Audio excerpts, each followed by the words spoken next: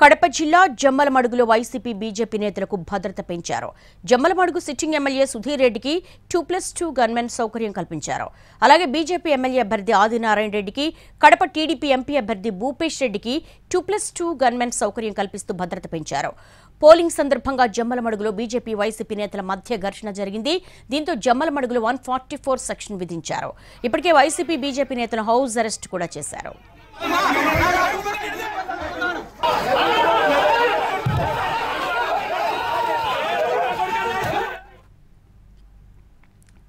జమ్మలమడుగులో TDP YCP శ్రేణులు కవ్వింపు చర్యలకు సిద్ధపడుతున్నారు.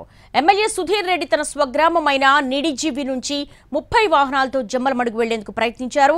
ముద్దనూరులో YCP నేత మునిరాజారెడ్డి ఇంట్లో సుధీర్ రెడ్డిని హౌస్ అరెస్ట్ చేశారు పోలీసులు. మరోవైపు మాజీ మంత్రి ఆదినారాయణ రెడ్డి కూడా తన శ్రేణులతో కలిసి ముద్దనూరు వెళ్లేందుకు సిద్ధమవుతుండగా అడ్డుకున్నారు పోలీసులు. దేవగుండ్లోనే ఆదినారాయణ రెడ్డి, కడప టీడీపీ ఎంపీ అభ్యర్థి భూపేష్ రెడ్డిని హౌస్ అరెస్ట్ చేశారు.